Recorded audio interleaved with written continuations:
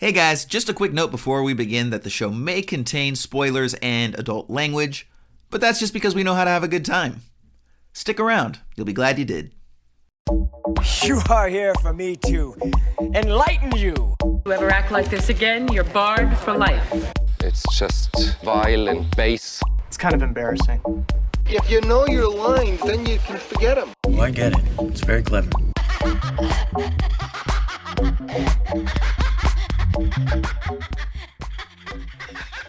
Hello peoples and welcome to Esoterica Cinema, the podcast where we take films from the cinematic multiverse and discuss the hell out of them. I am the fantabulous Jason Peters, and with me as always is the man who once led a team of scientists on a mission into outer space, Mr. Ryan Seabold. What's up, Jason? How's it going, buddy?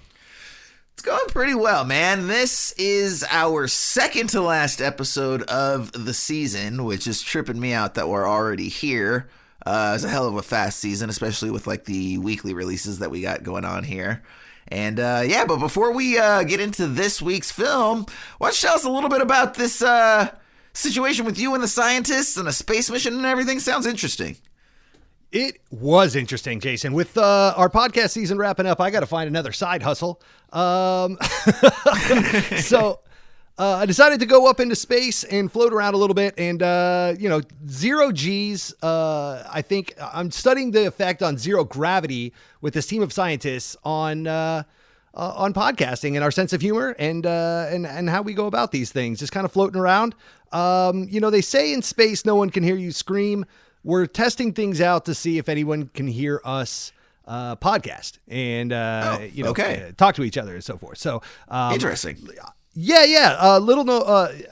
Curious little tidbit of trivia. I am still up here floating around and broadcasting to you live from space in zero gravity, conking my head on some the space materials that they use in the spaceship here. It's not really friendly. I thought you had like construction going on over there or something like that, but that makes sense. Yeah. No, it's a painful business. This zero gravity podcasting hosting is treacherous. Dude, by the way, props to your technology or your engineers or whoever it is that has you like beaming down in real time via satellite from space, man, because you are coming through perfectly on my end, bro. Yeah, so my voice is actually traveling through Houston, as in Houston, we have a problem. Then what they do is they take my voice. They use it to strip away all women's rights and freedoms, and then it goes to you after they're through with it in Texas. It catches COVID-19, and then it goes to you. So wow, it's like I didn't realize like your voice had such a strong social impact. I mean, generally we say that on the one way, but you're bringing it the other way, which bringing a little Florida to Texas. I like it. 100% more misogyny. Yes, coming to you live through the airwaves, right into your ear holes to violate you any way we can. Way more than normal, I guess. So, Texas. Huzzah! Hey! What I'm hoping for is we get along the way as we transfer and travel through Houston, we get some of those Joe Rogan bucks and we get some sponsorships. My voice is going to be at least 50 pounds more bloated because of it, as has happened to everyone that's moved to Texas. So thankfully you already do HGH though. So, you have those delts that kind of swallow your neck. So you got that going for you already, which is nice. Right. Yeah. HGH, the human humor growth hormones. We're trying to make it funnier here. But humor growth hormone. I like it. Where do I find me some of that? Not here, sir. Somewhere else on another podcast far away. It would be dope, by the way, dude, if you were actually out there like beaming off signals and then there was just some like really cinematically knowledgeable alien that swooped down and was like, hey, bro, I listened to you and your boys Tucker and Dale review. I got issues. Let's get into it. Because everybody and their mom has like jumped up our ass over our dislike of Tucker and Dale. That's true. It would just be funny. It's like it spans, not only spans continents here on Earth, it spans planets. That fucking movie needs some HGH, if you ask me. I will say that it makes perfect sense that we'll probably get our first listeners from beyond the cosmos before we get our first listener in Montana or the Dakotas. So, well, and don't forget, dude, you're on your mission to get us our expedition team in Antarctica, right? I am. Yes. You're still working on that. And yes, I'm trying to find the original alien from The Thing, from John Carpenter's The Thing, that landed on Earth and started disguising itself. I thought they would be a good host to bring our podcast to. Did you really? Yeah, I'm not buying your shit, host alien, okay? That's exactly what the host alien would say. Get the hell out of here with that. I'm Ryan. That's the thing. That's what I'm telling you. Want to play chess? Want to play a game? Let's do this. That's what we're doing. Human things. What humans do, like podcasts. Oh, wait, that's a robot. I mean, if aliens came to Earth right now, I think they would say, how do we blend in? Oh, wait, everybody's got a podcast, so let's just start a podcast. Yeah. And here we are. 100%. They would grab a podcast, and then they would also grab a camera. And then, at least if they were here in LA, they would grab a camera, because everyone does that too. Yeah, aliens doing TikTok dances, and then body dysmorphia shortly thereafter. Good stuff. Starring Kurt Russell and Wilford Brimley. Well, on that note, on the note of body dysmorphia, have we got a film for you guys this week? Ryan, tell our audience what we're doing. This week from 1982, we're doing Godfrey Reggio's Koyaanasqatsi from 1982. This is listed on Google as drawing its title from the Hopi word, meaning the Hopi Native American word, meaning life out of balance. This renowned documentary reveals how humanity has grown apart from nature, featuring extensive footage of natural landscapes and elemental forces. The film gives way to many scenes of modern civilization and technology.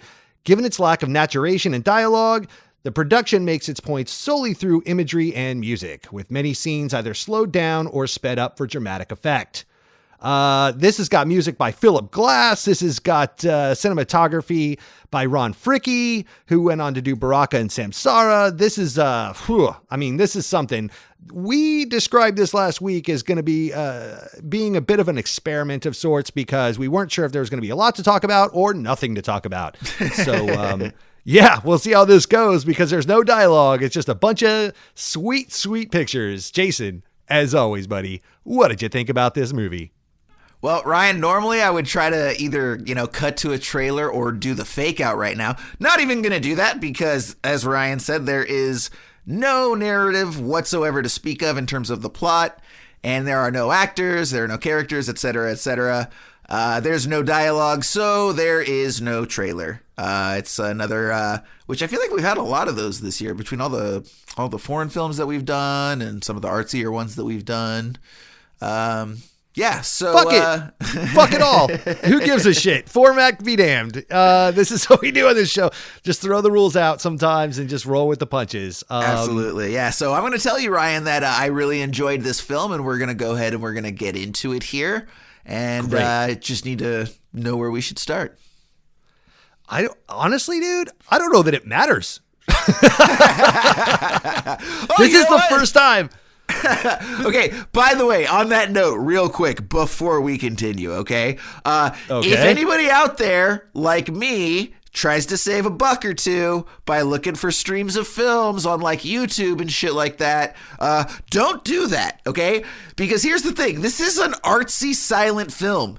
And so, for example, if you started watching the film and it was playing in reverse, you wouldn't necessarily know that. And let's say you were the type of person where you didn't know that. You might even say watch for 10, 15, 20 minutes before you kind of started to suspect that maybe something was off and looked into it and realized, oh, this film is actually not presented in reverse like this free YouTube stream that I am watching. So if you should happen to be one of those people, my suggestion is not to go down that road. I actually ended up watching this on Vudu of all places, because it was one of the few places that I could rent it for the $4. But yeah, so again, like, this is totally a film that could be presented backwards, Ryan, to your point. And I literally for 15 minutes I thought the film was just being artsy, and then I was like, oh shit, I need to cross out these 2 pages of notes and restart this from the correct streaming platform. Yes, absolutely. So I had a bit of a issue watching this as well. I watched this. I went to go do the right thing and go pay for this on Amazon, and they were going to rent it to me. And I started watching it, and then I realized, man, this looks like hot garbage in a film that's is standing pretty much solely on its beautiful imagery to tell a story or some kind of narrative to derive from it. When the imagery is lackluster, i.e. shit, you start to really get bummed out. About 5 minutes in, I got frustrated and realized, I'm watching this in standard ass definition, which is the only way Amazon would present this film. So I had to go back to the drawing board, regroup, dust myself off, and found out Apple TV presents this shit in HD. So I went and re-rented it. I have paid for this film twice. I own it once. Awesome. Yeah. And my bank account is now out of balance. Awesome. And for what it's worth, Vudu was fine. I mean, I had a very good experience watching it. It's just like such an unsexy platform. It's like, who watches stuff on Vudu? I know, right? Yeah. Plus, they like only give it to you for 24 hours. At least Amazon gives it to you for like 48 or 72. That way, if your ass falls asleep watching it late at night, like you can try again tomorrow. For Vudu, you're gonna like be racing against the time. Like, shit, what time did I fall asleep? I gotta start it in time. It's like driving a Mercury or like a Kia, maybe, where it's like it drives fine, it gets me to work, but not really the sexiest option. Vudu, get your movies here. All right, well, either way, Ryan, I'm going to go ahead and I am going to start at the beginning. I finally got to say it. Yay. And I feel like I didn't even sell it, too. I'm going to try that one again. Ryan, I'm going to start at the beginning.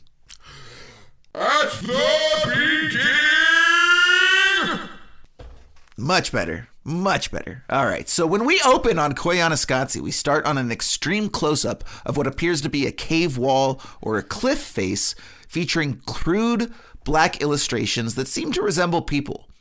A synthesizer drones in the foreground as chants of the word Koyaanasqatsi are repeated in what sounds like Native American language. Now the camera zooms out slowly to eventually reveal another illustrated figure among the others, this one larger and differently colored, standing with some sort of crown or halo adorned at the top. Now this suggests, to me anyways, some sort of like interstellar traveling vehicle, perhaps even an otherworldly being, certainly something different than the rest of the illustrations surrounding it. Now, Ryan, as we mentioned, this review of this film, Koyaanasqatsi, is going to be a little bit different in that normally we're just going to walk people through the plot and sort of use the main character's journey to guide the discussion. We don't really have that here. But what we do have is we have a series of concepts that do end up getting presented by way of the images. So right. This is going to be more film discussion based versus, narrative based or whatnot. Yeah. So instead of a clear cut sort of, guy moves from beginning through to the middle, arriving at the end, I think this is more going to be looking at some of these sequences as they're presented and really just trying to break them down and seeing exactly, what ideas they may or may not be communicating. So agreed. With that said, I would actually like to start with this opening shot and ask you, what did you think the illustration that was exposed to us? What were we looking at, and what did you think that was an illustration of? What did you think that scene represented? Okay, so real quick disclaimer of sorts. I've seen this movie a handful of times. Oh, okay. I love these guys, Reggio and Fricky. And Philip Glass. You really say it Fricky, by the way? That's like actually how you pronounce it? It's not Ron Frick? I believe that to be the case, yes. Because that sounds like a family restaurant that you go to. Hey, guys, let's go to Fricky's. Yay, Fricky's! Yep. That's how I feel when I watch his movies, so I'll go along with that. This is the three names you need to be familiar with as we move forward are Godfrey Reggio, who's the director, Ron Fricky, who's the cinematographer, and Philip Glass, who did all the music. Most people have heard of Philip Glass. He's a pretty well renowned orchestrator of sorts or musician. a conductor, composer, and he's done films and TV shows, that people are familiar with. If we went down the list, kind of one of those experimental guys, like in that Brian Eno camp. Correct. Yep. But Fricky went on to go do things like Baraka and Samsara. And I'm gonna do it the whole time. Every time you call his name, I'm going, yay! Reggio went on to go do 2 more in this Qatsi trilogy. And I got one for Reggio too. Ready? Reggio.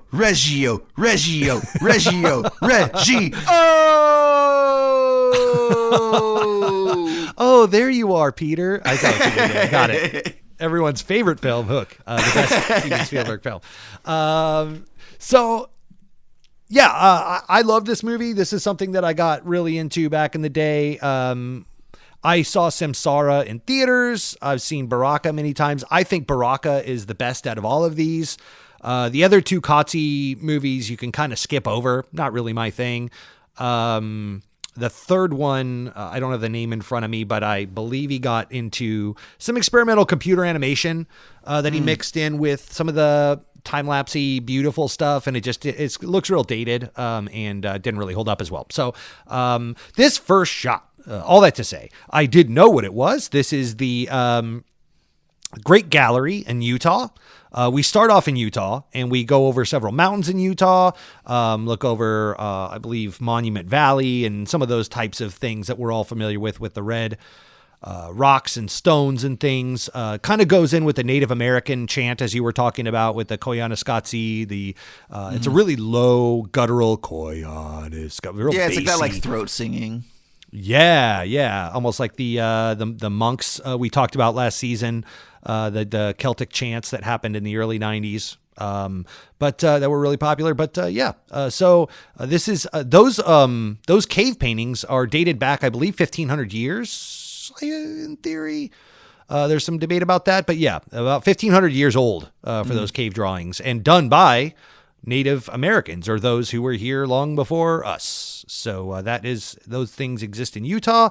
It starts and finishes on those in the film. And a couple things to note too on the intro, and then I'll throw it back to you, that stood out to me. Number one, the title card for Koyaanasqatsi was the most 8-bit Sega Genesis looking shit I've seen in a long time. Like, that looked like I was playing a Sega Genesis game, like with the title card that like comes up from the ground. I mean, granted, 1982 computers were kind of, I think that might have been then. Like your that bad quality stream you were talking about. Mine looked fine.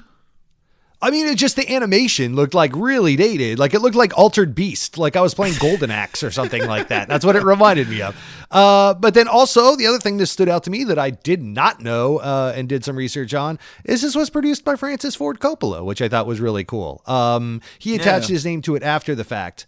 I think that I'm pretty certain it wasn't originally. I don't think he had anything to do with it originally. I think he's responsible for getting it back, because my understanding, and I didn't look too deep into this, but I think I remember hearing something where like there was some issue with the rights or the footage or something, and so it was released, but then like it basically couldn't exist commercially because they had problems securing the rights, and then I think Francis Ford Coppola probably put up some money to get that taken care of and then threw his name on there. Is that kind of what happened? I think there was some rights issues as far as global marketing versus domestic, and how to get it onto, because, in 1982, the one thing this has come up a couple times in discussion, but you just don't think about it anymore. Like, home video did not exist in 1982.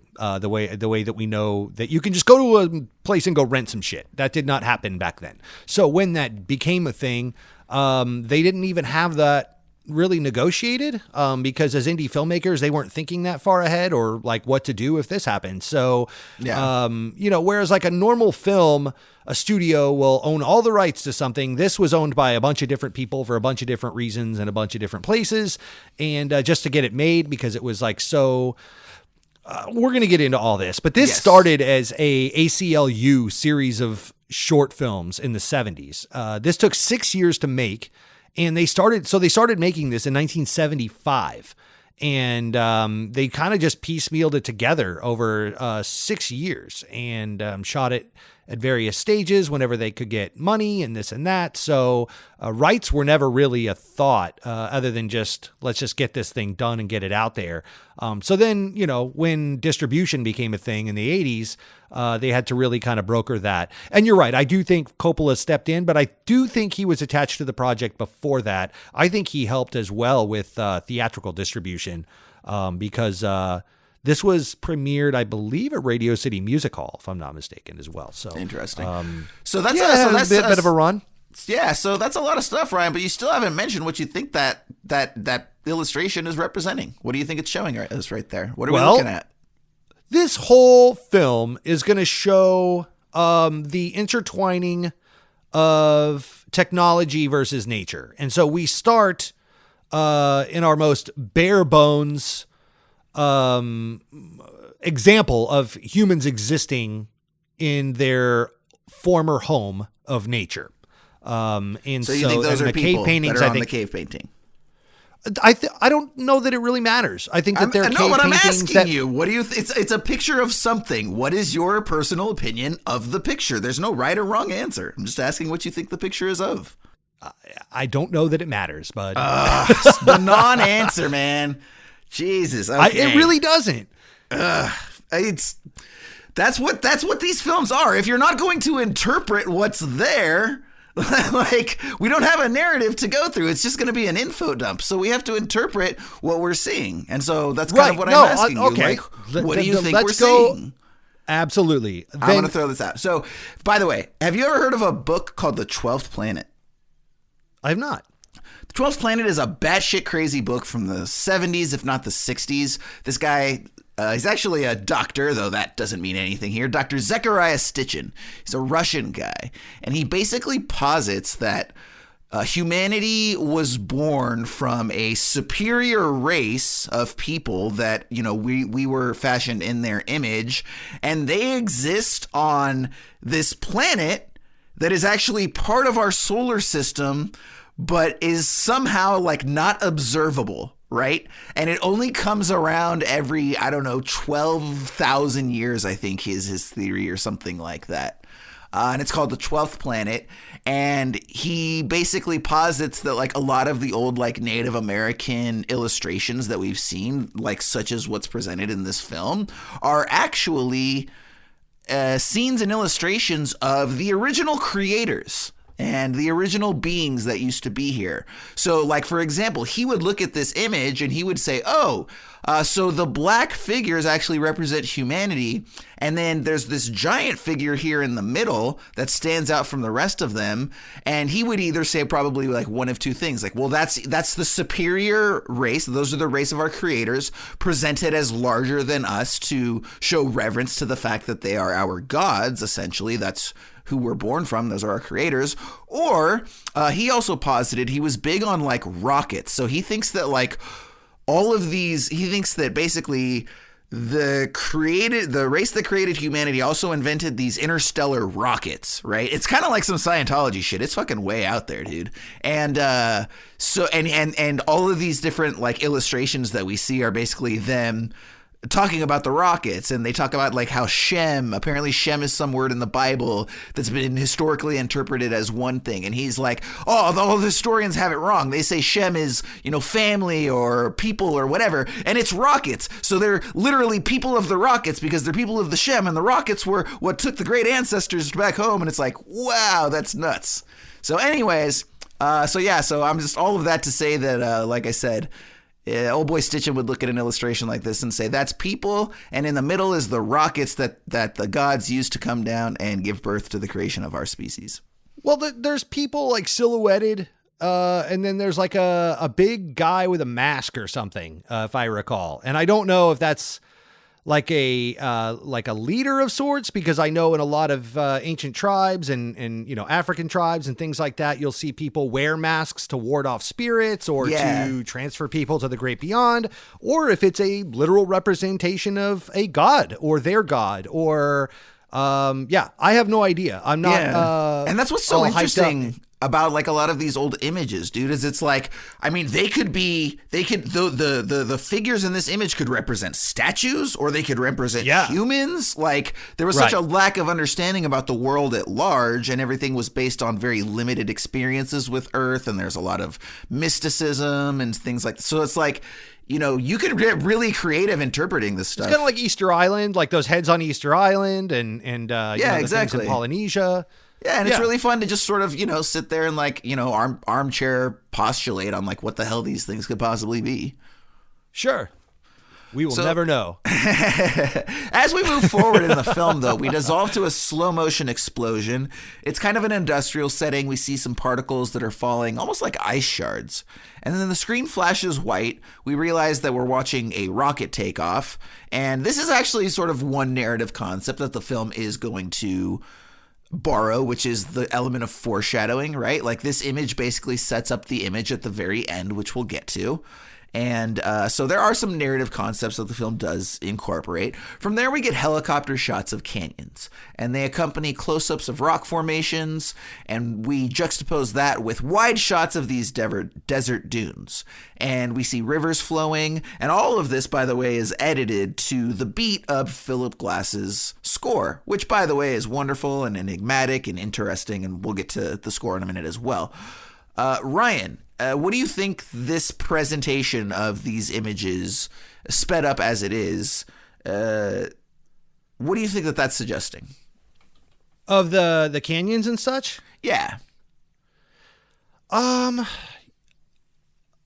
think so. It's my understanding that as you go through this film, they do a lot to play against type. So, you know, certain images that could be relaxing are sped up or played music against type to make them feel more chaotic.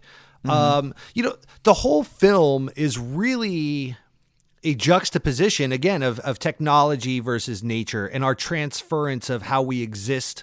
We're shifting to exist in one versus the other. Back in 1982, that was the first time they had really kind of taken pause to take a look at this concept. Now it's so apparent, and we've got movies like The Matrix really to lean on to show us, you know, how that works. But back then they didn't, you know, they hadn't really taken a beat to see how these progresses in technology were affecting humanity. You know, they were still looking at the world like the Wonder Years with Fred Savage. So, you know, coming out, and again, it's worth remembering that they started this film in 1975, which is, you know, pretty hard to wrap your head around. So I think it just eases you into it. We're starting in nature, beautiful, epic, tall. We end up going into Hoover Dam, and then a lot of, was it oil derricks or some kind of power structures? Is that correct? And we start to shift slowly into technology existing in nature and how these things kind of intersect. So we start in like Monument Valley, and all these beautiful mountain canyon ranges, of like Utah and Montana, different areas. And then we start to shift into how we as humans have started to put technology in nature, like Hoover Dam and stuff. How about you? Yeah, no, I think that's definitely a large part of it is setting up that scene and starting off with really just the sort of, to me, what the sequence really is doing is, to your point, it's really sort of setting up the, you know, nature element, but it's also telling us and showing us just the harmony of nature and how well everything fits together and the commonalities across these various natural systems that exist, you know, and this is something that I think is very interesting about physics is that, you know, physics transcends a lot of the different systems. You know, you can see commonalities in, you know, the way that the human body operates and the way that a car operates, right?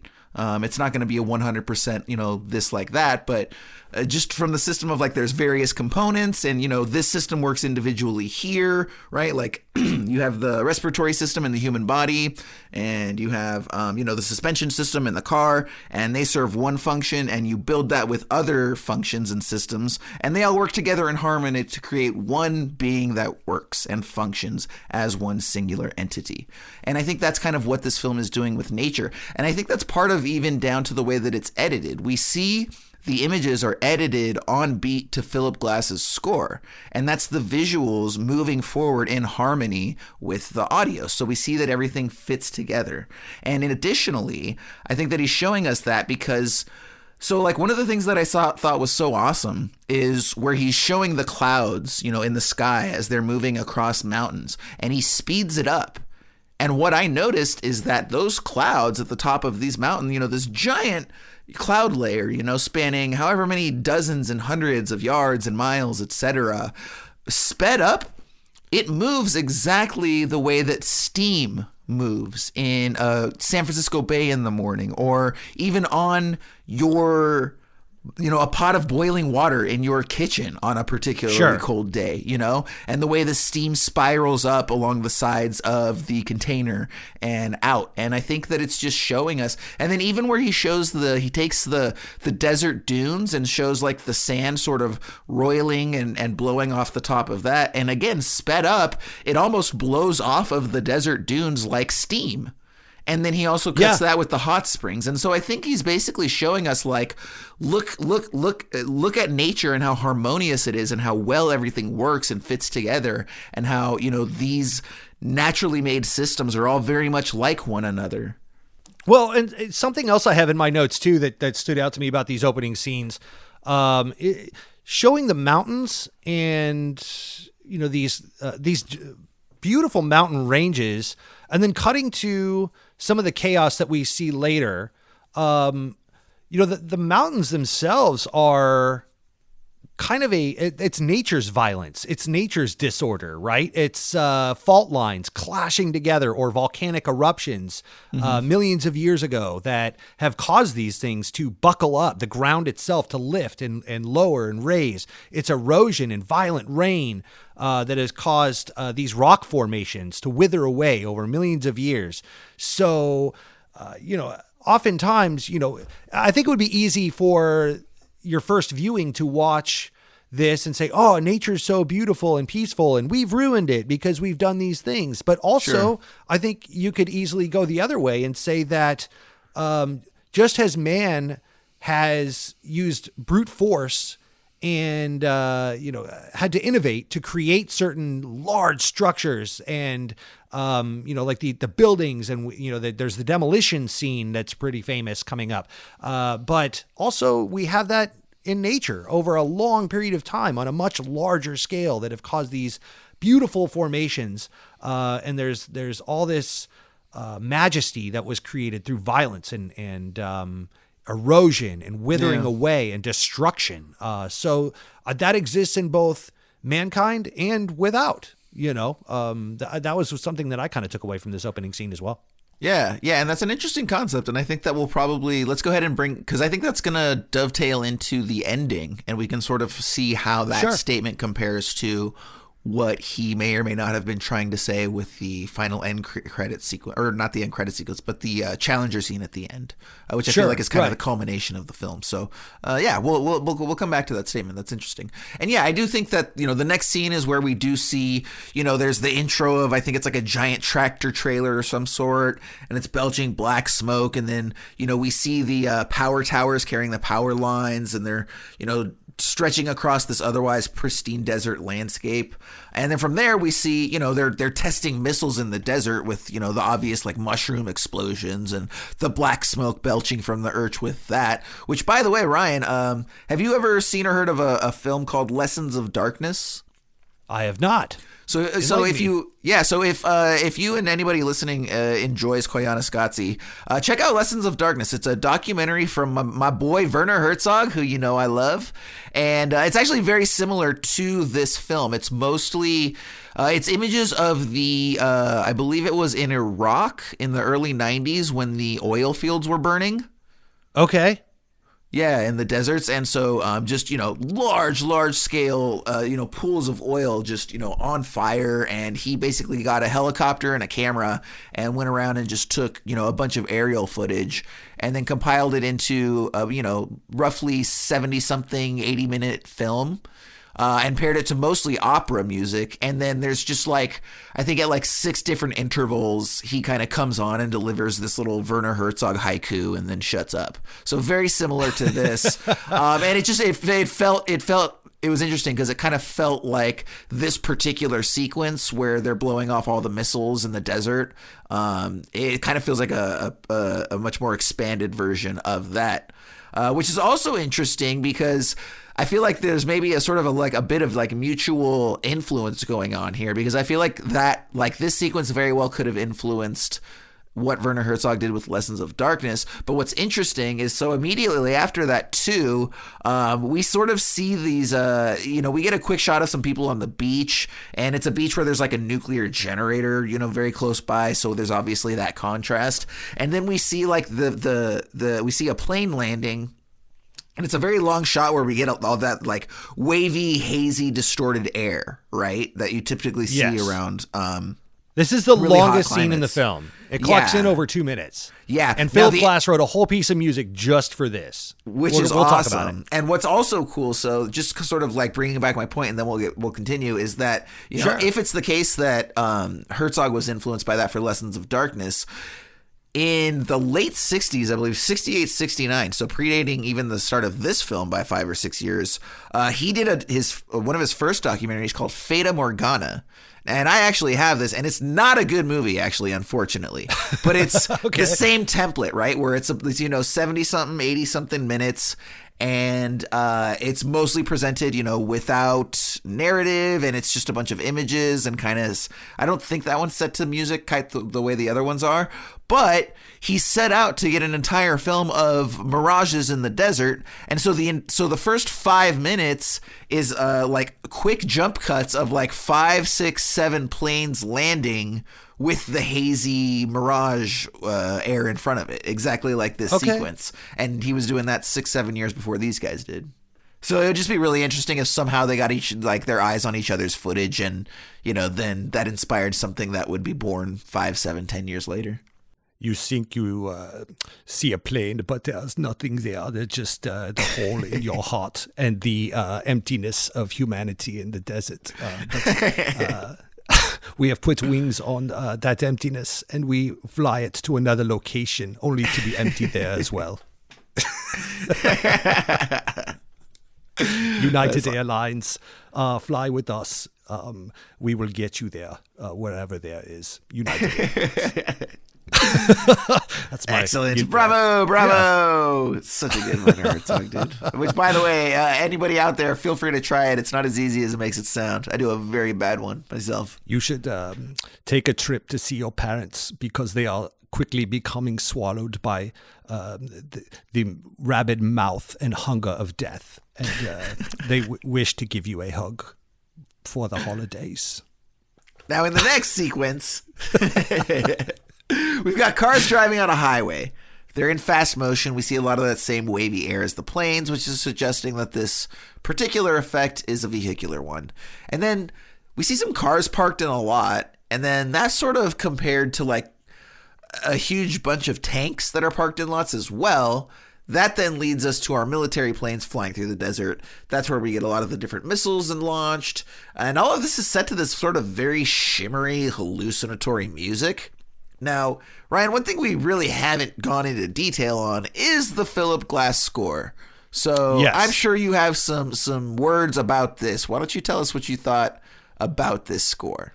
I did a pretty deep dive on this one. I watched a documentary, a 25-minute documentary that was included on the DVD release that you could find on YouTube if you look hard enough, which nice. You will have to, I promise you. It's called Essence of Life, I believe. And it's an interview with Godfrey Reggio and Philip Glass. Unfortunately, Ron Fricke was not in that. But Philip Glass talks about how normally what you would do is you make a film and then you show it to the person scoring said film and they score said film. Oftentimes, there's the trademark shots of like John Williams watching Star Wars on the big screen and he's doing the thing, and conducting the orchestra to change with, for the piece of music that he's written, so to make sure it fits just right with the emotion of that scene. In this particular film, they actually worked it backwards. They started that way. And then Reggio liked Philip Glass's music so much that he decided he was going to recut the film to the music in a different fashion. So Glass wrote the music and then to the film, and then Reggio re-edited and recut it. So they kind of like worked in harmony back and forth with each other. Certain pieces of music work against type.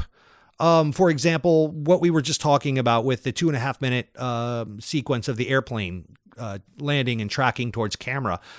He wrote a piece of music called Vessels. That in the documentary, he goes at great length to talk about how he thought there was something majestic about how heavy and beastly planes look on the ground, but how light they look in the sky and how they can just traverse thousands of miles, weightless like a bird. But then when they land, they're this big and, cumbering thing. And so we're seeing it on the ground in this heavy, bloated format, coming at you. The nose of the plane is coming right to camera. And so very in your face. But he wrote this very light piece of music to really he wanted to add that element of how they feel in the sky and in the air. And so he, again, played against type. And there's a lot of that going on in the film, whether it's a lot of very quick paced, high tempo, piccolo, really, high beat, high pitch, like brass and string instruments. And then sometimes it's very low and bellowing, that kind of give ominous tones and things like that. Like the opening sequence with the Koyaanasqatsi choir. So, I don't remember the exact piece of music that was playing. I'd have to go back and rewatch it. One thing we should mention, or I should mention very quickly, is you're going to start asking me these specific questions. This film, as much as I tried so hard to take notes beat by beat, this thing moves pretty quick. So it's hard to look down at your paper and I'm scribbling out notes because I handwrite all my notes because I'm old as fuck. And then I'm looking up and we're already onto this and we're already onto that. And they're showing me people and I'm on a beach and there's tanks and there's cars and explosions and now there's an airplane. And so I did the best I could. If I miss specific references, certain things I got nailed down. And then other things is man, I remember that scene, but I don't remember necessarily the exact piece of music that was playing during that time. Well, actually, Ryan, this is actually a perfect example to bring up. On your remote, so you're going to look down, and as you're watching your film, you're going to notice that there's a button that has two vertical lines next to one another. This dick. Okay. Now, what that's called is the pause button. Okay. One more time, I'll say it for you. Pause is what it's called. Okay. Right. And what it does is it actually stops the movie in its place so that you can actually go make a quick note, grab a drink, whatever, come back, press the button again, picks up right where you left off, dude. It's nuts. So just want to throw that out there next time you find yourself in that situation. Appreciate it, Dick. It's the best part of the show, giving Ryan shit. I will say that this is a movie to me that resonates more as an overall experience. It kind of washes over you. It also is best enjoyed not taking notes for whatever it's worth. I mean, sure. It's, I think you could say that about most films, to be completely honest. I love, taking notes for the films for this show and the level of detail that it provides. But yeah, I mean, it's kind of work. It kind of takes, a nice relaxing film and turns it into a little bit of homework, but it's still, the best homework you do, but it's still homework, right? Well, it's like Dark Side of the Moon by Pink Floyd, right? You could sit there and dissect that song by song, track by track, and then Great Gig in the Sky, and She comes in, and you got the saxophone solo and blah, blah, blah going on. Or you can just sit back on your couch and put on a good set of headphones and just let the whole experience wash over you start to finish. And this is kind of that level of experience, I think, best enjoyed. So for whatever that's worth. Absolutely. And the interesting thing, too, is so after that sequence, he cuts to these buildings and the Philip Glass score, the music pretty much completely cuts out. So going back to what you were saying about the film, presenting juxtapositions just as much as it does sort of comparative qualities. And it uses that to great effect. We see these sort of like decrepit buildings, and we hear sort of wind howling as we start to like track along water. And then there's these really cool shots where we're sort of like looking around the corners of buildings, and there are these kind of skyscrapers, and the way that it's presented with the shadowing and the lighting and the music and everything, it almost has this very sinister effect, right? Like it almost feels like there's like the buildings themselves have dark secrets or something to hide, right? And to me it was interesting because, again, going back to that, like the influence that this film may or may not have had, that sequence felt very much like the opening credits sequence to Panic Room, which, as we've talked about, is not a great David Fincher movie, but has a really brilliant credit sequence. And I feel like he probably utilized a lot of the shots and a lot of similar techniques that they did here to achieve that. Also, by the way, interesting real quick, just again, going full circle, people influencing others. I know that you started watching Succession recently, as a lot of people did. When's the last time you watched the David Fincher movie, The Game? Been a while. Been so long, right? I actually just, they had the Criterion disc on sale randomly, on like, some sort of sale or whatever, and I grabbed it because I was like, oh, I remember liking that, and the price was right, blah, blah, blah. So I watched it again. Dude, the entire opening Succession's credit sequence, like, that's in The Game. Like, it starts off like they're showing this like great party from their youth, like Sean Penn and Michael Douglas or whatever. It's the exact same sequence, dude. It's nuts. Shit. And so it's so funny to like, we often forget how much like films and, works of art, television, documentaries, what have you, influence some of the stuff that we'll watch, 20, 30, 40, 50 years later. And it was really interesting to see multiple examples of scenes that were done in this film that I believe influenced other films later. Yeah, no doubt. Now, we have talked about Mr. Fricky. Yay! And I believe that, and it's funny too, because at the start of the show, you called it like Godfrey Reggio's Koyaanasqatsi. And that's kind of one of the things that's interesting to me is like, I don't know that this film belongs to Reggio any more than it belongs to Fricky or Glass. And I think that's one of the most interesting things of this film is it's like a perfect marriage of the three of them bringing equal shit to the table. And I loved that about this. I thought that was really cool. I would argue that it's more, and I think Reggio would back me up on this, it's more Fricky and Glass's film than it is probably Reggio's.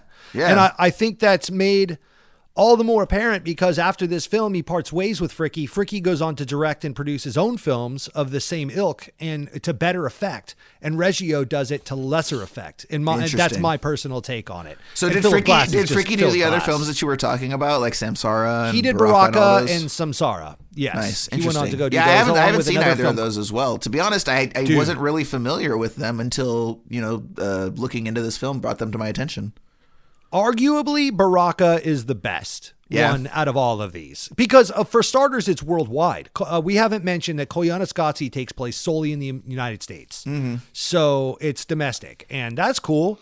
But when Baraka blows the doors off and starts shooting, I think it's around 20 different countries on 5 different continents. I think the cover said like 28 or 27 or something like that. It's fucking bananas. You're in the Amazon. You're over in India. You're going to all these different tribes. Visiting different cultures, you're in cities. It's doing to what this is doing on a greater effect. I will also add that Baraka and Samsara are filmed in 70 millimeter, where this was shot in 35 because the technology just didn't exist back then to travel that size camera around a country to go to these remote locations. Got it. But Fricky actually built his own camera for Panavision. So that he can get 70 millimeter format and get more information. So that also means that there are some beautiful 4K copies of Baraka and Samsara because they were able to take that original print, the 70 millimeter print with all that information, and get it to a ultra high def or 4K quality. So if you ever have a chance to watch a 4K version of Baraka, do it. It is so fucking cool to watch. Nice. Definitely going to be checking that one out, man. And then, our next sequence, contains what I arguably would say is the most powerful shot in the film, and the fact that it, I think, is represented on the cover would lead me to believe that other people probably feel similarly. But this is where we start to see the skyscrapers. And at first, we see like these very sort of pristine glass skyscrapers with this almost like angular geometric architecture that suggests it's almost like Alien, right? It feels like something out of like Blade Runner. And I think that's the point, because the music even kind of shifts into this very sci-fi sort of aesthetic. And from there, we've got like a bunch of crowds that are sort of moving in fast motion. And then he sort of contrasts that with some shots of some individuals as well. And then when we do see those skyscrapers at night, I don't know if you have any insight, by the way, Ryan, into how they achieved that look, if that was like a lack of color correction or lighting it a certain way, but they get this very distinct green quality out of the neon lights that are in these skyscrapers. Well, they're not neon lights, they're just, probably fluorescent lights or something.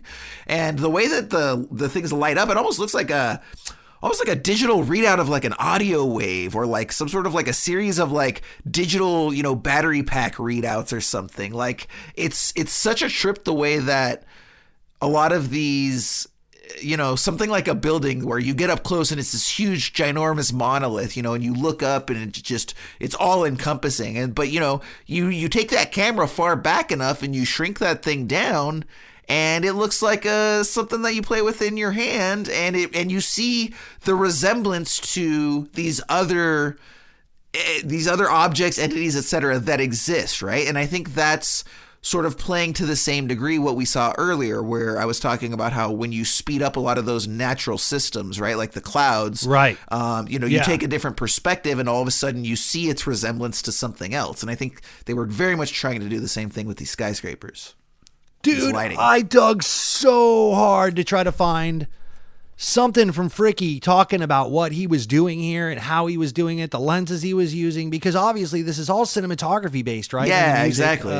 But he's doing a lot of stuff with cameras, and he's inventing a lot of stuff with cameras. He's using old techniques in new ways. We'll say that. Okay. Like time lapse, for example, or hyperlapse, moving things very fast with a faster frame rate or slower frame rate, changing things like that. These guys, so we have done a great deal on this show talking about the influence of cocaine in Hollywood, and how that's always our go-to, right? Like, hey, these guys got into a boardroom and just did a bunch of blow, and they were like, hey, you know what I think would be a cool idea?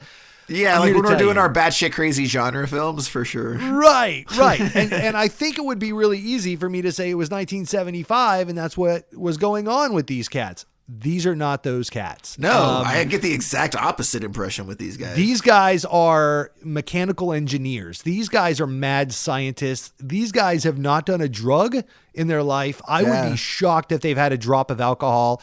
I know Godfrey Reggio, for one, was in a very, very, very select hierarchy of the Catholic Church, training to be a monk or a friar. Oh, wow. And from the age of 14 to 28. He Wow. spent 14 years invested in large stints of total silence, stoic silence, and prayer. I mean, this is like trademark monk shit. And he did it in Santa Fe, New Mexico, of all places. So, wow. This thing came down from an Irish diocese and like branched out. And there was like one little tiny branch in Santa Fe, New Mexico, I believe. And he got involved with that for 14 years. Didn't talk to many people. These guys are nerds in the best way possible.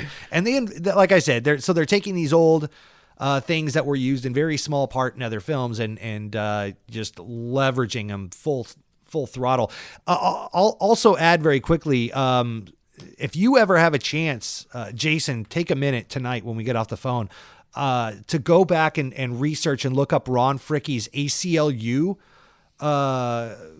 TV campaign or ad campaign that he did right before this film that led to him doing this film and meeting up with Ron Fricke.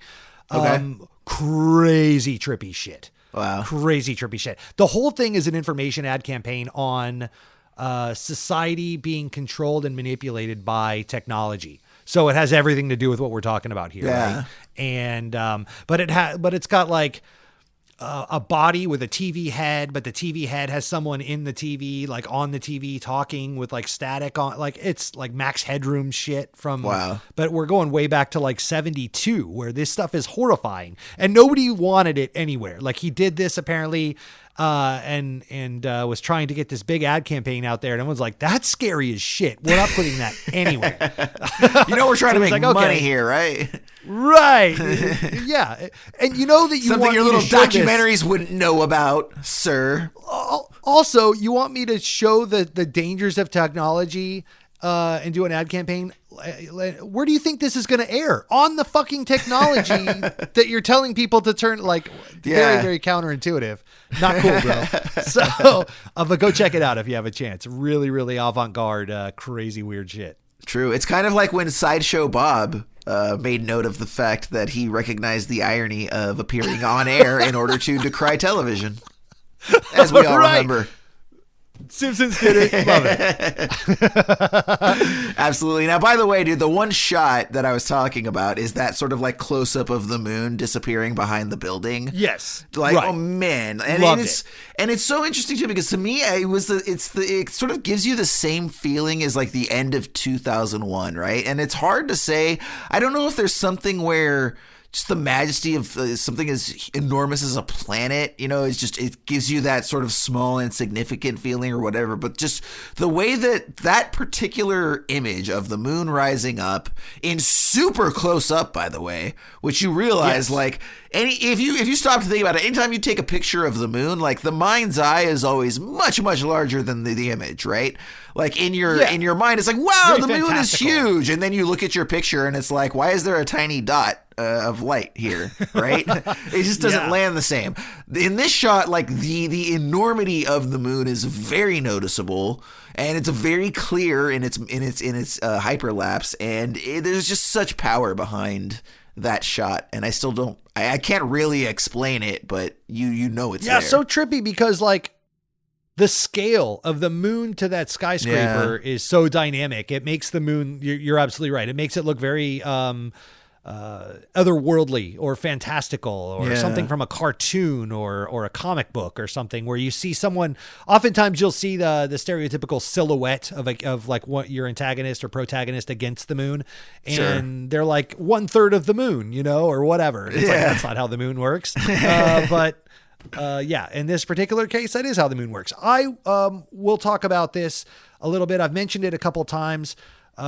This is Godfrey's attempt at showcasing our transition of using technology as our new host of sorts, and transitioning from nature into technology, and how sometimes those two will meet harmoniously. Examples of that being the dam, the Hoover Dam, harnessing nature to where we get our electricity, and how that exists nestled in the nature, holding back water amongst the mountains and all this beautiful majesty. And you've got all of a sudden just 1 million tons of fucking concrete there. Boom, man-made.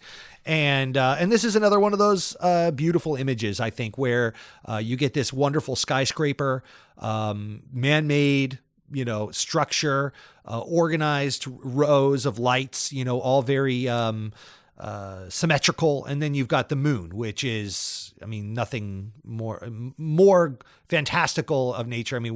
Religions have been based around this, and you talk about, what phases the moon is in to control your moods or different sequences and so forth. So here we are with the moon plastered right next to and going into traveling hyperlapse style into this and dissolving into this wonderful skyscraper at night, which I thought was really a cool way to showcase the point he was trying to make.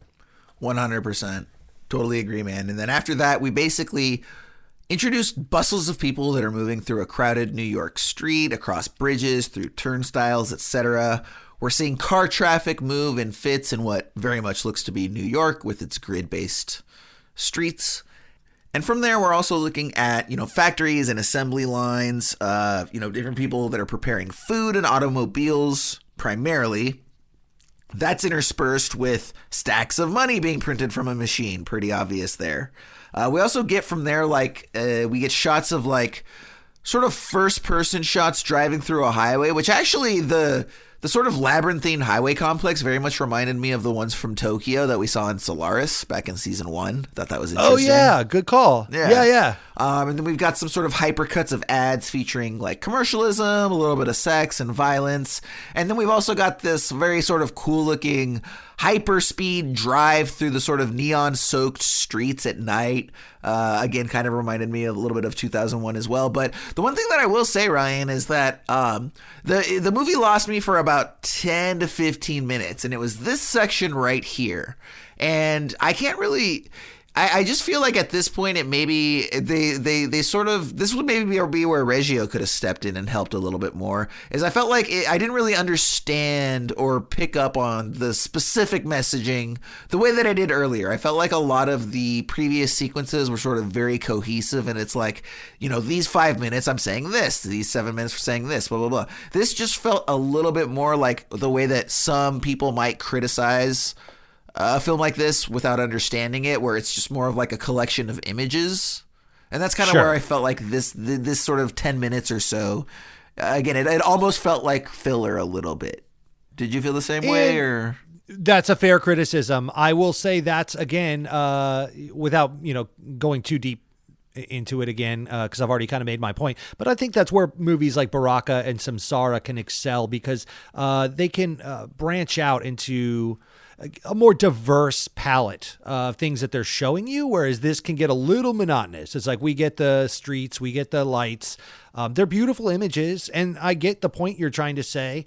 I think that it does get pretty cool right after this, where you get to the circuit boards and how that compares to cityscapes, and that gets really pretty. Also, the arcade, which I think is the transition directly after this, if I'm not mistaken, wherein we go to because we're seeing all the cars go through the roadways and so forth at high speed and time lapse, and their headlights are streaming together in one beam of light. As they're kind of coming from point A to point B. So they're no longer distinguishable as individual cars. Right. But at a certain point, it's like we're already about 45 minutes into this film, 35 minutes into this film, and it does start to get an hour. Yeah, at this point, could be, gets monotonous. But then it goes right from that, if I'm not mistaken, into a video game of pole position, we'll call it, or something. Very so that's where 8-bit. Yeah, that's where we sort of get, like you're talking about. It sort of introduces the sort of video game presentation, and then we see the sort of repeating patterns of the different buildings, and how pulled away they very much sort of look like these like circuits and motherboards. And so, once again, just sort of reinforcing that theme, which I think is where this film excels best. And then from there, it's also contrasted with, we go back to people, and we're seeing people walk through the streets, but now it's sort of like the less glamorous side, right? So now we're seeing some of the dirty streets, we're seeing sick people, we're seeing homeless people, we're seeing some man-made devastation that's being cleaned up by a fire crew. And, again, I think it is pretty clear, the message sort of overall, just saying that the human influence on nature and the world, and the sort of disastrous effect that can have. And I think that statement, which again, we'll talk about that statement here in just a minute, because I think that this final sequence with the Challenger explosion is kind of the film's thesis, final thesis statement, if you will, sort of the, like, this is what all of this can lead to, the ultimate great tragedy, right? The error of our ways, and look what happened. The shuttle blew up, right? And look, there's going to be people, depending on the age of whoever's listening to this show, there are going to be people that know the Challenger explosion. There's going to be some younger people that probably don't. There's going to be some older people that watched the Challenger explosion on television live as it happened. If they're, but at the end of the day, I had never seen the footage before. I had known the story, and so seeing it firsthand, it was really interesting. Just so we're clear, that wasn't the Challenger explosion. So we're clear. Yeah. Okay. So Challenger exploded in 1986. This movie came out in 1982. This predated that by 4 years, even upon its release. Okay, guys. So this is basically just a random shuttle that like the same exact thing happened. It's a to. stage rocket. I assumed it was the Challenger because it's the booster exact rocket same thing is disengaging from the space shuttle and falling back to Earth. They kind of are meant to come apart in pieces. It's my understanding before the actual booster rockets fall apart in space. Okay, because if that's the case, that sort of completely changes my thesis here. So if what you're saying is true, that's not the actual like rocket exploding mid-flight. That's basically the rocket discarding it. It could have been a rocket exploding mid-flight, and because it does start with that rocket taking off in the opening sequences, and then by the end, it could have been a failed attempt where the rocket is exploding. But that's what I thought was happening, and that's Challenger. Yeah, so that's what I thought was happening, and that's why I thought it was the Challenger, because that's for anybody listening who doesn't know, that's exactly what happened there. This rocket took off, and then it just exploded like very shortly after. Right. And to me, I mean, if that's what happened, that fits perfectly with the film's statement, right? Because it's like, look, the ultimate expression of your technology is being able to travel to space. And, this thing exploded on the way up there. You not only failed in your endeavor, but you killed the people that were in that. And then, basically, especially up front at the beginning, like he shows us those engines, right? And we've seen footage of those engines as well, those giant fucking jet turbines at the bottom, right? And how massive they are, right? Just the most enormous thing you could think of, like channeling all this fuel and making these giant flames, right? And it's just so powerful and immersive and massive. And then for it to basically, explode and fail, and then it's just reduced to this little tiny piece of flaming metallic rubble and wreckage that's just twisting in free fall back down to Earth, burning, getting smaller and smaller, right? And so this giant, huge, enormous creation, all of, man's efforts and technology and advancements put into this thing, this space shuttle, explodes and is reduced to a flaming piece, a small flaming ball of metal. And again, that's the criticism of the film saying that. So yeah, go for it. Just did a little research on the fly. And that ending sequence is actually of the Atlas rocket launch from 1962, May 8th, 1962, the Atlas Centaur. And yes, it was when we were trying to put a man on the moon in the space race, and it was a exploded, failed trial as it went up into the sky. So it does fit with your narrative. Yeah. Just a little bit before you thought it did. Yes. In fact, one might argue it fits even more with your narrative, because it was when it was the first time man was reaching for the stars. And much like Icarus, we got a little too close to the sun, if you will. And so the Atlas exploded. And so that's what I want to say. So thank you for looking that up, because like I said, that definitely fits with the film's overall theme. Like, so, yes. So I'm glad that ended up being the case. But I want to examine that statement that the film makes by showing us this Atlas, because again, it's showing us as this example of us, quote unquote, living life out of balance, right? But one of the things you brought up at the very beginning of the show was the force of nature, right? And how in order to have these magnificent mountains and rivers and seascapes and blah, blah, blah, there was a very violent birth that nature and land and sea and all of that had to engage in, right?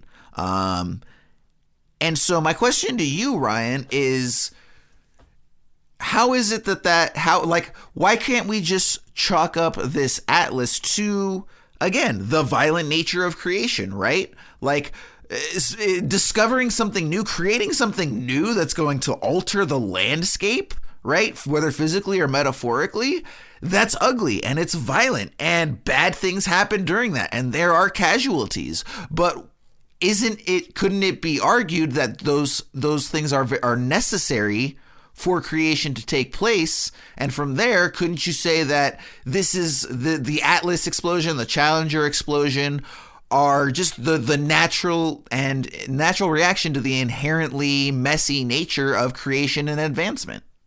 What would you say to that?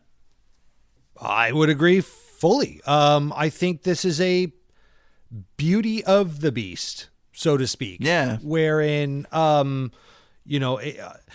they showing, beastly things or a virus style takeover of humanity? In a lot of ways, yes. But what has it led to? What are the advancements? How many people have we helped? What do we get in return for those things? And I think it does a tremendous job of showing many examples, like I said earlier, of how we work in harmony with nature, not against it. And so I think that that's when man is at its best, right? Humanity is at its best when we are able to respect what was there prior and work within those confines to better the whole thing and get something out of it or harness that thing. I mean, even the airplane sequence is us harnessing nature and fighting against gravity to be able to travel farther and broaden our horizons, right? So, I see what you're saying, but I don't know that I did. I don't know that I agree that the film is saying that. I think that the film. I don't think that the film necessarily presents man engaging in harmony with technology or nature engaging in harmony with technology. I think that like the sequence you're talking about, like we see a lot of like missiles being launched into the desert and there's the explosions and like we just watched all these very sort of serene mountains and desert dunes and this and that. And all of a sudden you bring humans into that same environment and it's death and explosions and black smoke.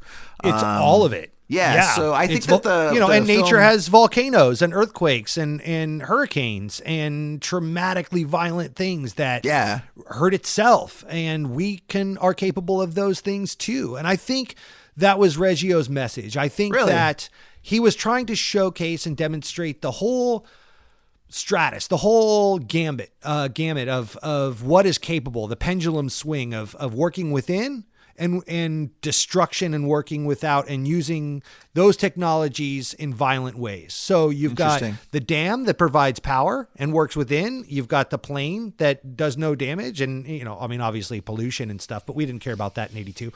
And, but then you've got the missiles and the rocket testing and the violence and the tanks.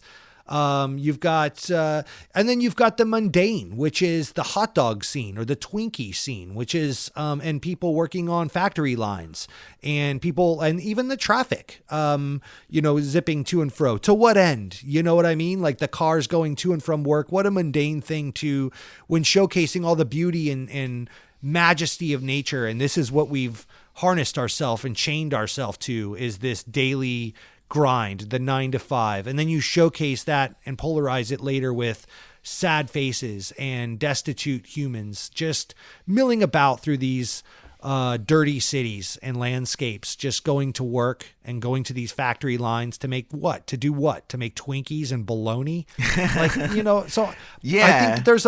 it's kind of a mixed message, but I do think he's in a lot of ways trying to show the whole gamut of the wonder of humanity and the evils of humanity and how these things can be beautiful at times and horrible at times. Just as nature can be violent and beautiful and, you got to take the good with the bad with both. And it's just the whole experience.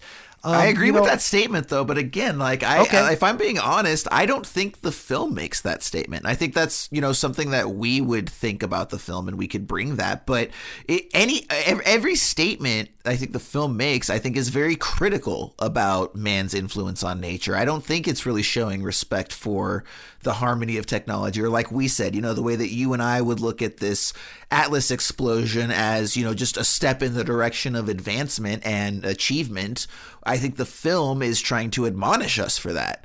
I think the film is saying, look what you did with this Atlas thing, this is demonstrating that you guys are living wrong. And that's only reinforced by the messaging at the end, because, there's basically one last shot of the scene at the end, sort of bringing us back full circle, like you said at the beginning, to that cave face. And then after that, the text that we're left with is the definition of the word Koyaanasqatsi, which is defined 5 different ways in the film as either crazy life in turmoil, life out of balance, life disintegrating, or a state of life that calls for another way of living. All of those are critical. All of those are critical statements. None of those could have any sort of positive energy associated with them, right? And there are 3 Hopi prophecy translations that the film provides us that Philip Glass used for the Native American throat singing vocals. And those 3 statements amount to the following. If we dig precious things from the land, we will invite disaster, negative.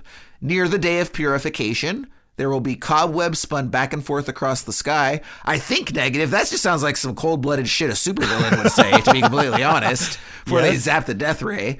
And then from there, a container of ashes might one day be thrown from the sky, which could burn the lands and boil the oceans. So literally all of that is very critical language. None of that, I think, shows the other side of it. And that's why I don't think the film intended, or if it did show us that, it was only to set up the commentary that would come later. But I think it's strictly admonishing humanity and technology for its effect on nature. That's the message that I received. Not that I agree with it, but that's the message that I believe the film is saying. No.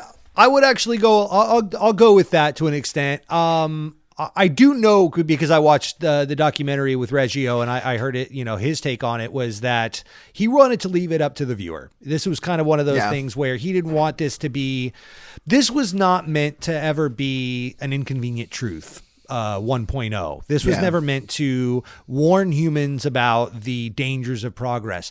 Again, it's important to note 1982, man, people weren't really thinking that way. We weren't even to the hole in the ozone layer because of hairspray back then. I don't know if you remember that, Bob. Oh, sure. Yeah. But aerosol cans, Aquanet, man. baby. Yeah. But I will say that hearing of Reggio's grounded past in the friardom of the diocese of, this basically spending his life in solitude and silence away from technology. I could only imagine his reemergence back into it at 28 years old when he was, coming up with, and then also seeing his, ACLU series just right before this, that this was kind of based on, warning about the dangers of technology and loss of identity, which, by the way, pairs really well with Perfect Blue and what was going on with that film and some of the messages that was bringing us just a couple films back in season 2 for us. So, I don't think that he was necessarily beating us on the head with it. There was a lot of beauty in here. One thing I will say, because this, history has been very kind to this film. A lot of people love this historically. It's sitting at a 90% Rotten Tomato meter. But someone who was not very kind to this film when it first came out is Roger Ebert. Interesting. And he thought this film failed because because he agreed with you directly. But he said that the film failed because if that was its message, was to show the ugliness of or violence or dangers, if you will, of progress and technology and the harmony of nature and how we need to be working with nature instead of against it. And this is how bad it can get. He said they did a pretty bad job of it because they made all the technology stuff look so beautiful. So he said that they made the technology stuff look so enticing and so warm. It was when the humans were the happiest. So anytime we see humans outside, they're usually traveling to work. They're usually, homeless or on the streets or dirty or kind of with a sad look on their face. The times we see them the happiest are when they're in the mall or when they're in the casino. Those that bright, vividly orange shot, which I thought was gorgeous because up till then, everything was very desaturated or lowly, very, very unsaturated to an extent. But then we go to this casino shot and it's all orange and the women are wearing orange with like cowboy hats, all very, very, very retro 70s. And it just like pops you in the face like, holy shit. And then we're in this like old mall and this old arcade, all very neon, synth wave, very retro 80s look. And the people are happy and they're all laughing and they're like playing video games and staring at their screens. So mixed message. I get it, man. I'm with you on that. I don't know what it was trying to say or if it was trying to say anything or just present all evidence and let the jury, defer amongst themselves and come back with a verdict. Jury being us, So maybe what you got out of it isn't what other people got out of it. I would tend to agree with you. And I would tend to agree with Roger Ebert. Yeah, and that's the beauty about these types of films. And honestly, they're Sure. exactly the type of films that I love having on this show, right? Because it does lend itself to discussion. It does lend itself to debate, as opposed to, like when we do a Seeking a Friend for the End of the World, where it's like, well, that's the movie and it's a crowd pleaser, 3 stars in and out. Here we go. I know you liked it more than I did, but there's just not really a lot to like sink your teeth into on a film like that. Right. Whereas, we get some of these more obscure films, a Koyaanisqatsi and Under the Skin. It leaves a lot more room for interpretation and discussion and, what do you think versus what do I think? And then, of course, the filmmakers are more than happy to leave it in our plates, right? Because, if they tell you what they intended, then we don't get to have this discussion. And, look at all these wonderful conversations that happened. It makes your film relevant. It gives it lasting power, right? Gives you another reason to watch it again. These are the films that reward multiple viewings, and I just really like the fact that, again, just like we said at the top of the show, like, what is that illustration at the opening shot of? There's no right or wrong answer, right? I mean, the ancient peoples that drew it had something in mind, but none of us can really truly know what that is here and now. And so as a result, it's just open to interpretation and there's no right or wrong answers. It's just, how do you perceive it? Not till Lord Xenu comes back and tells us. That's the prophecy. And that's another interesting thing about that is, even just taking another step back is the nature of what we bring to the table in these perceptions, right? Because all of these interpretations tend to be filtered through our base realities of what we understand of the world, And so if we think the world operates one way, we may... that, just by virtue of the fact that we can't look at it otherwise, that's going to influence the way that we interpret this obscure, enigmatic film, right? Whereas someone else is going to bring their own interpretations, biases, knowledge of how they think the world operates, and that's going to inform the way they interpret some of those sequences. Let's talk about that for a brief second, because I wanted to ask you, this is something that I have in my notes that I wanted to ask you about, twofold. Number one, how do you think the view of this film, the viewing of this film is different now than it would have been in 1982? Because back then we didn't have a lot of, I'm sure they existed. We had the Native American with the single tear as he's watching the litter on the road, the trademark PSA, and he wasn't even a Native American. We had a white guy and put blackface on him. So, terrible. But, But so you had a little bit of that, but I don't think it was to the extent, especially in 1975 when he set out and embarked to make this film. So how do you think I think that what we're saying now about this film, I think comes very easily. It's right off the dome. He's trying to showcase the evils of all this stuff. But I don't necessarily know if that was, do you think our point of view has changed because of, we now see the ugliness of where this could go. The pendulum has swung way far in the other direction, and climate is changing, and polar bears are dying and all this stuff, right? But also, follow up, did you get any vibes from this because we have been in a pandemic and quarantined and forced to be married to our technology even more so and gone deeper down that rabbit hole? Did you get anything from that, or versus the nature shots and all of that? Was any of that impactful on you at all, or did you take anything away from that? Yeah. So here's the thing, man. I think that to answer your question, it's obviously going to be easier for us to make those connections because we are so inundated with technology today, much more so than when the film came out. I think that it's the natural progression of what people like Reggio and others were trying to say at the time. They were trying to warn of the dangers of technology, and it proved true, right? Here we are. Everything they said, hey, look out, because this and that's going to happen. It's yes, that proves true. Here's the interesting thing, though, and this is what I always come back to, is that what amazes me constantly, and you see it so often, you see it in technology, you see it in politics, basically any aspect of modern day society, is that humanity has this, brilliant, and I don't necessarily use the word brilliant as a compliment, but it's pretty profound, this brilliant ability to chastise and criticize concepts while inhabiting them and actively executing them and putting them and making them a reality, right? So my point is, everybody's sitting here bitching about the evils of technology while they're scanning their phone, scanning Twitter, looking at TikTok, checking out this, right? Right. Everybody's like, oh yeah, all this short form content is rotting our brains to the fact that, like, if we don't look out, like, no one's gonna read anymore, and then, like, nobody fucking reads, right? Like, and it's so, like, all these things, like, And they're posting those critiques on Twitter in like 140 characters or less. Yeah, right? exactly. And so it's that's the short form content, dickhead. And it's because we're lazy. Look, we're a lazy people. I'm a lazy person. You're a lazy person. None of us want to do work that we don't have to.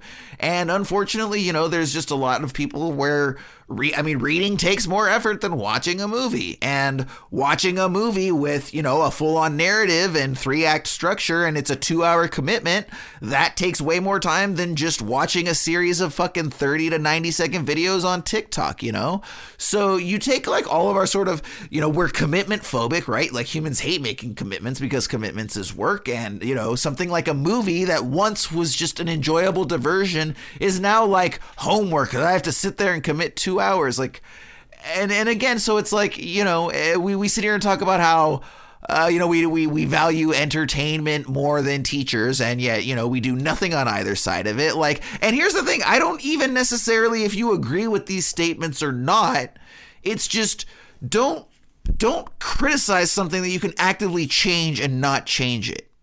It's just reflective of that whole, like, someone else will take care of it mentality that, like, so many of us have in life and society, right? And I'm just as guilty of it as anyone else, right? There are certainly certain things around, like, my neighborhood, for example, that I would love to see change, but I'm not doing shit about it, and I absolutely should, right? But I do at least try to do those things, artistically, and I do try to read, and, part of this, that's one of the reasons that, like, we even started this show that looks at fucking movies that, like, you people listening have never heard of to a large degree, right? Like, these are wonderful pieces of work, man. Like, people spent years, they put their entire entity, their entire being into writing and performing, and millions of dollars were spent bringing these things to life, and it's so easy for us to just overlook all of this, and we sit here and we acknowledge that. We admonish ourselves for not paying attention to the little guy, for not going and challenging ourselves with these unique works, but we don't turn around and then do it. We don't turn around and go check them out, and that's, to me, I think, so, when you talk about, like, what did this film achieve, like, yeah, I think the film recognized early on that there were going to be dangers associated with technology. They saw it. They experienced it to a limited degree in a very sort of speculative fiction way. They looked ahead and used their imagination to see, where does this take us 10, 15, 20, 30 years out?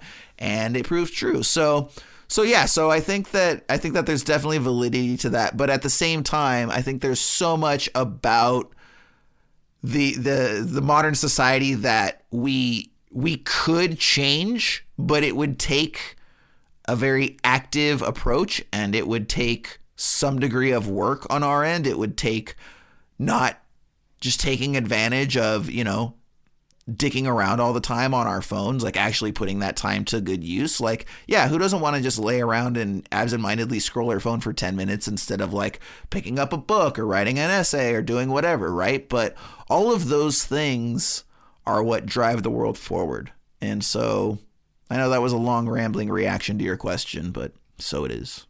No, I mean, that you got me there.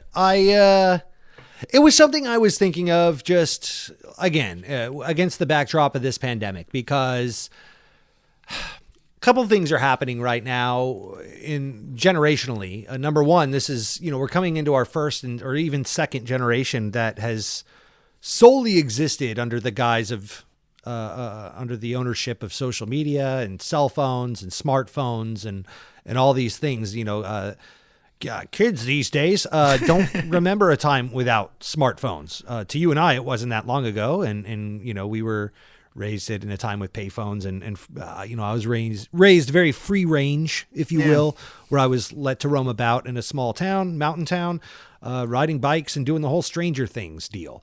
I feel like we're getting to a point now, something I'm noticing as a cultural trend is that it wasn't too long ago, smartphones, the internet, social media, technology, Zoom, these were all our mistress of sorts, culturally speaking.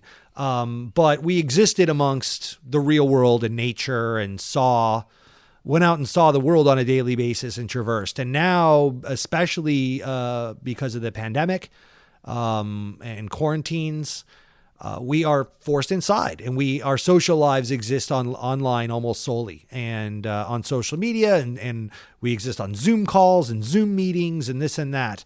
And so what's quickly becoming our mistress and this sexy, exciting, enticing side piece is nature and going out to see things. And what I'm noticing more and more of my friends doing is ticking off national parks and things that, going on road trips and just getting the fuck out of Dodge for a minute and getting outside and seeing nature. And I think that I'm hoping that as this generation grows up, married and chained to technology, and it's such a part of their daily grind to get jobs done. Yes, it adds convenience. It allows you to get things done much faster. I don't have to drive across town to run paperwork or anything. I mean, there's so many things that I used to have to do. Google Maps exists or whatever, Apple Maps. Music, for fuck's sake. It's every song ever written is all at my fingertips for $10 a month. But what's not at my fingertips for $10 a month is, waterfalls and driving through the Blue Ridge Parkway up in North Carolina and getting a cabin in Asheville. I'm seeing that treasured more and more as it's becoming stripped away from our daily grasp and not really a part of it. Families aren't taking that family vacation anymore, that quintessential Chevy Chase, National Lampoons, get in the station wagon and let's go places. And I think the pendulum is kind of starting to swing the other way, and people are starting to appreciate that more, and people more, for fuck's sake, man. Just like getting a hug, seeing somebody face to fucking face, is like so treasured. I mean, even just recording this podcast, for anyone that doesn't know, Jason lives in Los Angeles. I live in Florida. It's not like we're sitting in a studio like Coffee Talk, doing this thing. Yeah, this is how we connect, man. And by the way, I do love the metaphor that you went with in terms of the mistress, because I do agree with you. And I think that what happened is, I think that, in keeping with that metaphor, like the earth, land, outside, all that stuff, right? That's your wife, okay? And then here comes technology, and it's this mistress, and it's fucking sexy, dude. Like, damn, technology is looking hot, and if I could just get a piece of that, right? So then you start talking with technology, and like technology's talking back, and you're giving each other some looks and feels, and you resist, and then you do it, man. You take that plunge. You're like, you know what, man? I can't help it. I'm leaving the wife, and I'm going with the mistress, right? And so, you move on to what you think is a bigger and better thing, and then you guys live together, and you realize, holy shit, this person is vapid. They have nothing to bring to the table. They're shallow. Like, I was just attracted to them physically. Like, we're not the same. Like, this is a very unrewarding relationship now, right? And you're sitting there and you're feeling sorry for yourself, and all of a sudden you start thinking back to your good old wife, and man, you're really starting to miss her. You start remembering the good times. You went on that trip to Cabo together. You went and saw that movie. Boy, that sure was nice. I wonder if she would maybe I could just call her back up, and maybe she just even, we're not going to sleep together or anything, but maybe we just go to dinner, right? Or just grab a coffee together. It'd be great to see them again, I think that's exactly what's happened. And to your point, that's what we're seeing happen. Your Friends and Neighbors, 1998, season 1. Shameless plugs. But with nature, though, yeah. I mean, you can't turn a hoe into a housewife. And in this particular case, the internet and technology is our hoe that we're essentially trying to make into our housewife. And it's just not working. Absolutely. By the way, everybody, thank you very much for listening to us on your devices and streaming platforms. We very much appreciate that. And thank you, technology, for allowing us to have this show, negating what I just said to a large degree. I mean, positives, but that's the thing, man. Yeah, it's yin and yang, like there's good and bad for everything. And look, I think to a degree, I just think I think anytime it's the whole concept of like diversify your assets, right? Anytime you'd put all of your energies, all of your resources, all of your finance, all of your anything into one thing, it's too much of that thing and it's going to work against you. It's really about balance, right? Even back to what is Koyaanasqatsi, life out of balance. It's not saying you can't have this thing or these things, right? But it's requiring just that balance. And that's what we're so bad at as humans, right? So it's so easy for us to go to one extreme or another, whether it's, political opinions, whether it's our vices, I mean, it's just so easy. And what's elusive and difficult is balance, making sure I do a little bit of everything along the way and don't stray too much into one thing or another.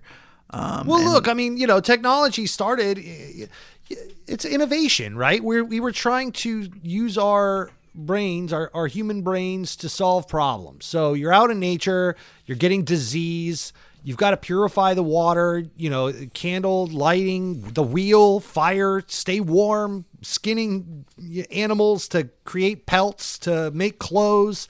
All this shit is just innovation that we've progressed along the way. Disney's got like an entire ride dedicated to it. It's called the Wheel of Progress, and then they put it in the Epcot ball, and that talks about the same type shit. Yeah, so it's just how far do you want to push that, pendulum swing, and when does it become evil, and when is it being misused, and how do we harness these great innovations for good or bad, or in some cases harmoniously somewhere in between. And I think that, maybe that wasn't the film's initial message, but I do think that message is in there. I think that that's what I took from it. Here we are in the year of our Lord 2022 and not in 1982. 30 years have passed and 40 years have passed. 40 years? Fuck me. 40 years have passed. So 40 years have passed.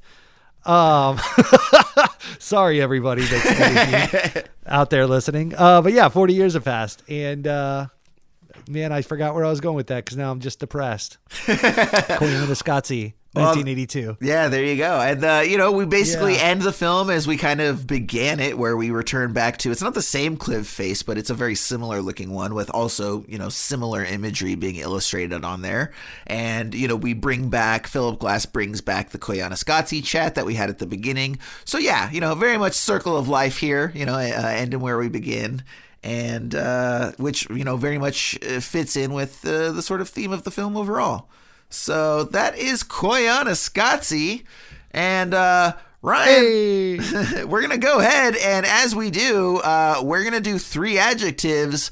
But I think that you're going to be happy that for old Jason's, he's bringing back Metaphor Edition. So yeah, I love Metaphor Edition. Had some fun with that several episodes ago. Going to bring that one back. But before we get into that, Ryan, just go ahead and give us your 3 adjectives. Well, fuck me. I'm just going to blow right through mine. Mine are pretty standard. Peaceful. I'm going to chalk that up to Philip Glass. That guy slaps. He took a lot of this and made sense of it. I think that any one of these dudes, Reggio or Fricky or Glass, would all agree that without the score, hoopla.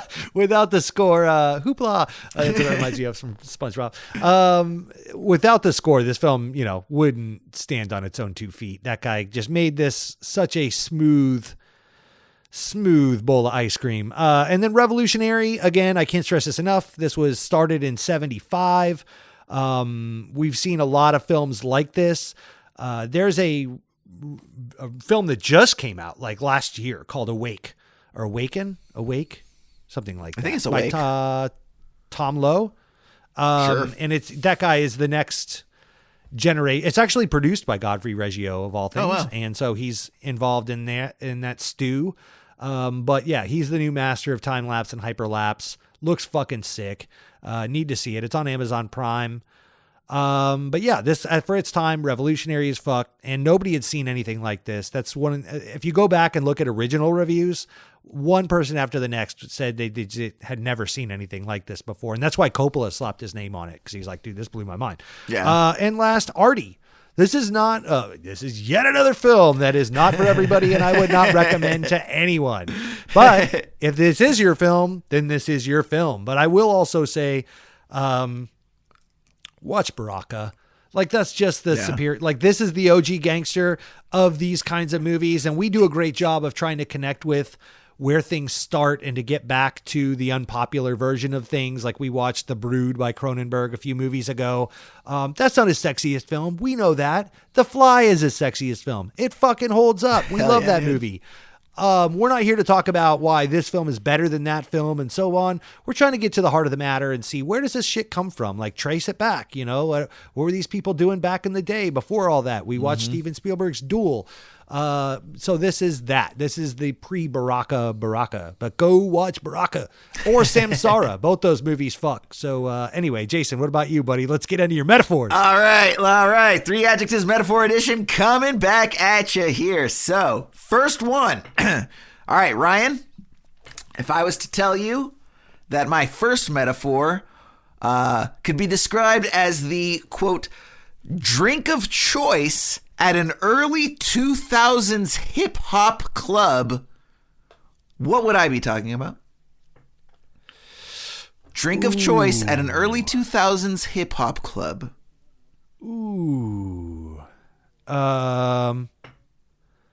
I mean, my instinct would be to go to some Hennessy or some Yak or maybe some gin and juice. But none of that really works as a descriptor, but you're in the right lines, buddy. What's one of those that could also work as a descriptor? It doesn't work as a descriptor. If I told you that this particular drink tended to not leave you blue, would that lead you in the right direction? I mean, are we talking vodka Red Bull? We are talking Hypnotic, sir. This is a hypnotic film. Got it. The old Incredible Hulk. Drink of choice at an early 2000s hip-hop club, Hypnotic. This is a hypnotic film. Love it. Number 2 is going to be a bit of a stretch, which is why I sandwiched it in the middle. We'll see how this goes. You can let me know. If I told you that this film could be described as a 6-month AV department internship, how could you possibly interpret that? 6-month AV department internship. Like I said, it's a stretch, so, you know. But and I'm supposed to get like a metaphor from this? Yeah. Like a word? Yeah. You're going for words, not so this is concepts. this is a hybrid. This is 2 words, actually. Okay, this is a hyphenate. Mm-hmm.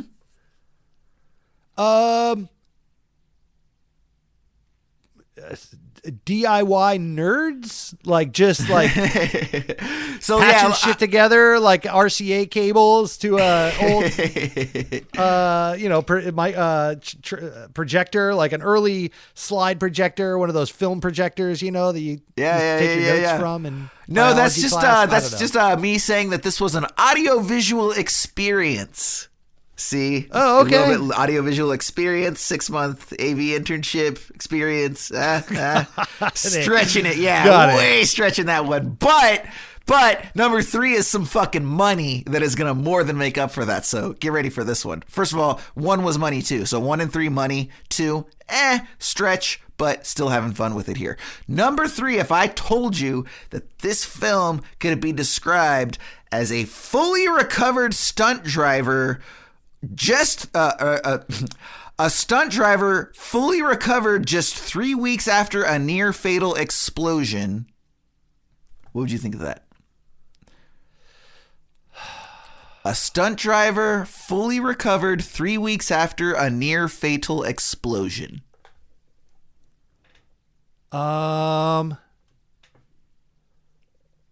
This was a stunt driver. Quick recovery, a bounce back, dude. Like you're back in the saddle. I mean, you're close, but does that describe the film as well? It's crash and burn and back on the road. It's like all right, hey, Ryan. I'll tell you what. This thing just like shits out and then it like takes off and it's back again. We're back, baby. So Ryan, I'm gonna tell you right now. For me. A stunt driver fully recovered 3 weeks after a near fatal explosion. I find that surprisingly moving. Hey!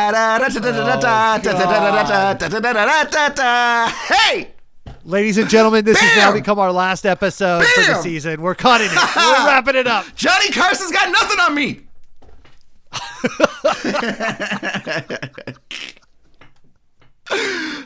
Surprisingly moving. Man. Get it? Get it? He's surprisingly moving. Jesus Christ. I'm so sorry, man. everybody, in their cars on their way to work. Yeah. All right. I'm waiting for my check. Yeah, from, now you have to go to work. Waiting for my check from Hollywood right now. From comedy, actually. Comedy itself is writing me a check for that joke. Yeah, signed comedy. Formal star rating, Ryan. What you got? I'm giving this one a B, only because there's better versions of it. If you're gonna go watch a film like this, go see Baraka, Samsara, whatevs, Awake. But it's a solid film, and it's it holds weight. I loved it. I really enjoyed watching it again. But if we were all sitting in a room and I was going to show you one of these kinds of films and they're all very similar, I'd go with one of the others I mentioned. How about you, bud? So, Ryan, I've actually never seen any of those films. This is the only type of film like this that I've seen with, no narrative documentary, aside from the aforementioned Lessons of Darkness and Fata Morgana. But I really, really enjoyed this. I love music videos as well. I mean, this is an 80-minute music video with a social commentary vibe attached to it. Some really, really powerful images. So for me, I'm going to go 4.25 out of 5 stars for Koyaanasqatsi. And that's like I said, I'm sure. And look, that very well, if we had seen this film when it just came out and didn't have a lot of those techniques that have since been borrowed and served up to us in the form of music videos and commercials and more popular documentaries, etc. I imagine this hit really, really hard, to your point earlier. I believe you mentioned something. So but here and now, still a very, very solid film. I would totally watch it again and I would enjoy it. And just again, dude, the Philip Glass score is just it's perfect. I love it so much. If this was, I think more than anything else, if it had a different score, I may not be as into it as I am, but I totally agree. Really loved the marriage of visuals with that score. Wonderful experience. So 4.25 from me, a B from Ryan. Anything less than Philip Glass on this film would be like listening to yakety sax at Jurassic Park when they're going through the gates. That would be amazing. Or just you chased around. It'd be awesome, what's his name, Newman, with the spitting dinosaur, he gets spit on, and then you just hear Benny Hill music as he goes tumbling out of the trunk or the Jeep. Or do I have that song go? I don't know. You know the fucking Benny Hill song. We all know the Benny Hill song. Yakety sax. You guys can catch us on a few different social medias. We're on Twitter. We're on Instagram at Esoterica Cinema. Ryan and I are also available at the Ryan Siebold or Ryan_Siebold and Jason Aberrant, respectively. We have also got an email, esotericacinema@gmail.com. You can hit us up there for all things crepe related, or perhaps you'd like to talk to us about muffins from season 1, because we all love muffins, but we all love crepes too. Either way, we all love donuts. Oh yeah, and donuts too. The lemon cream donut, is that the superior one? I that's what I'm told. Yeah, I'm told that lemon donuts are king. I don't know from who, because I received a very mysterious text the other day telling me as such. But I think they might listen to the program. Either that or it was a very elaborate phishing scheme. Either way, if you don't hear from me by the next episode, assume that I have been taken by this jelly person. Also, we have got the website, the wonderful website, esotericacinema.com. We've got some web players on there you can listen to. You can check out some cool stuff we've done, animatics, learn a little bit more about the show, me and Ryan. And of course, you can download our master list with all of the films, all 200 that we choose from every single week right here at the end of the show. And Ryan, I cannot believe it. I know I said it at the top of the show. Penultimate program, second to last one, just wrapped up.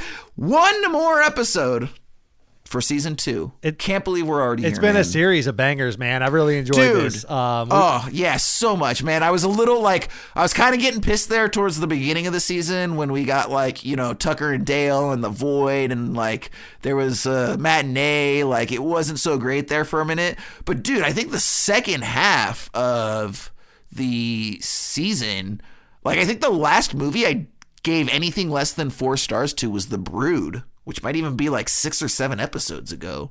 This has been banger after banger the last 2 months. And the guest hosts, man. I mean, we've had so Eddie awesome. the Axe. We've had Daniel Segura. We've had Cameron, our great friend from the Green Shirt podcast. Yeah. So, Craig and we've had Seamus some there banger from Repeat sketches. Viewing. We did the awesome Night Dude, Court thing. I miss Craig.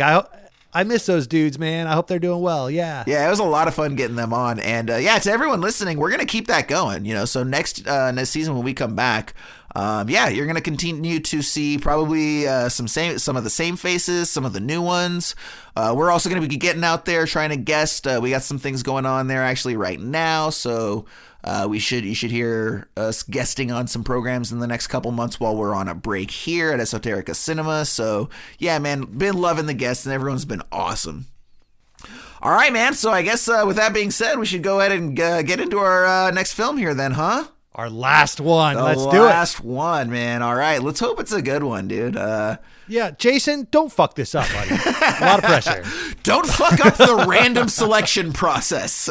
If it sucks, pick another number and I'll edit it out. How about that? Okay, I mean, we can do that. Well, hey, dude, I mean, we tried to cheat the system last season. We hand selected a film that we thought would be a banger to go out on, and it wasn't.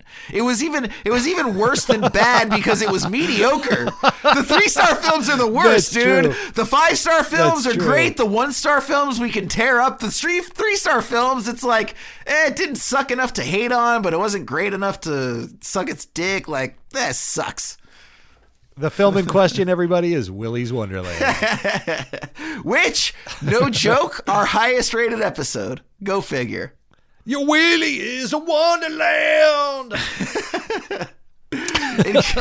So, yeah, in case you were ever wondering what John Mayer sounded like as sung by James Hetfield of Metallica fame, there you go, guys. Your body is a wonderland. Yeah. Oh, yeah. It's everybody stuck in the 90s. All right, buddy. Let's pick a film here, yeah. Alrighty, so we're getting Koyaanasqatsi off the list. We're coming to, for the last time this season, random.org, true random number generator. Use them for all your random number selection needs. Yes, they pay us a fuck ton to say that to you. Their business model is so impressive. They just give you all of this stuff for free, and then they pay us a lot of money to get you to go there. Brilliant. Brilliant capitalism, random.org. So 1 through 200. Maybe this will be the time that we actually pull a number that we've pulled already. Because I kept saying that you'd think with the random thing here, we'd actually pull the same film once or twice. But we have got number 153. So if you have our random list, go ahead and find 153. And I'm really hoping it's a good one. Huh? Okay. Interesting, right? A lot of films on here that a lot of people haven't seen, and I think this one's actually going to surprise us. I think that maybe more people have seen this than we might thought. Have you, Ryan, heard of a film called The Keep? I have heard of this film. Okay. The Keep, yes, is a horror-ish film. Depending on... Yes. And it's, I know this film. I know this film. Yes. Oh, and it's by Michael so Mann. Michael film. Mann did a horror, weird, supernatural adventure action thing. And this is that film. I think it's the only time he's touched genre outside of maybe action and crime genre, right? But I don't think, to my knowledge, Michael Mann has done anything close to supernatural horror since. Oh. And not only that, Yes. it's based on a book that I just read less than a year ago. It was oh, cool. Yeah. So, and it was a really good book, and I'm really looking forward to seeing what Michael Mann does. Ryan, you got a description the worst for version us? of that book? This begs the question, what if that book Jason really loved was made for the lowest budget possible of $1,000? Yeah. I By will the way, say just this to movie clarify stars... before you do give the description, this list made before I read that book. Okay. I found out that the book was an adaptation of the movie after the fact. Like, I didn't know that they were related. I remember this movie coming up in discussion when we were discussing the list. And I remember seeing this trailer and saying, I cannot wait to see that. I hope we pick it. And here we are. And all my dreams have just come true. Yes. At the end of the season, right when they should, man. It's just like you couldn't write it better. By the way, I have a strong notion I'm going to regret this. But yeah, this movie, it's like, what if Michael Mann makes Zardoz is what this looks like. So basically, IMDb gives me one sentence, which is probably all we need.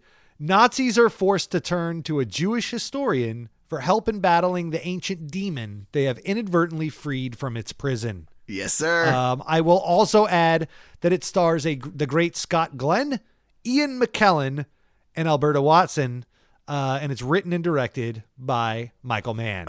It's going to be so wonderful. I can't wait. Molisar! That'll mean something after you watch the movie.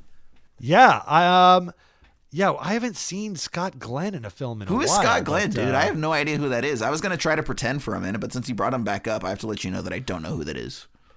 Scott Glenn, you're not a Marvel guy, but he played, I think it's called The Stick or something like that in the Netflix Daredevil series that was very highly acclaimed. Oh, I saw the first two seasons of that, actually.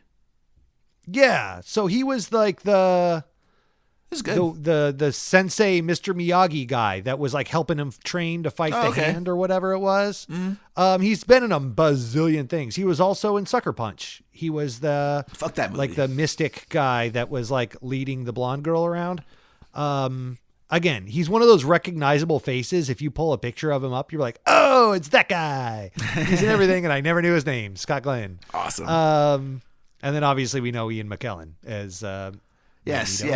He since then has had one or two high-profile gigs. He's done a couple things. You might have heard of. Guy is 176 years old. Happy birthday. But Ian moves McKellen like he's not a day over 127. But yes, I cannot wait to see The Keep next week. Yeah, same. So that's going to be a lot of fun. So yeah, I know that it's out there on the streaming platform, so you guys can find The Keep where you watch your films. Be sure to watch it in advance of our next episode, or don't. Either way, hopefully you enjoy the episodes regardless of whether you've seen them or not. But yeah, that's what we got on tap for you. So go ahead and check out The Keep, and we will see you next week for our final episode of Season 2 of Esoterica Cinema. Stick around for a fake commercial.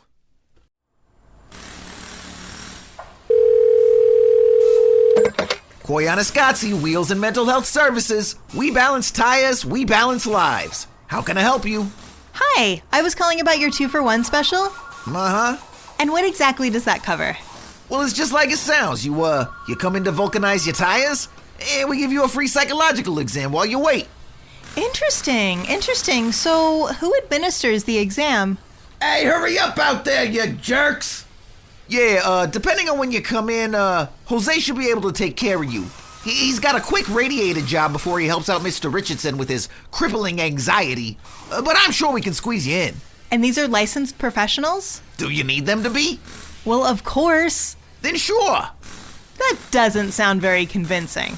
Listen, lady, the Venn diagram of people that are good at diagnosing vehicular problems alongside mental health disorders is incredibly slim. I make do with what I have. Okay, fair enough. And just to confirm, do you take American Express? Nope, they can shove the extra point up the tookus. MasterCard? No, ma'am. Discover. Listen, lady, like I told you, I run a legitimate business. Of course I take Discover. Okay, great. See you in half an hour. Koyaanasqatsi Wheels and Mental Health Services. We balance tires, we balance lives.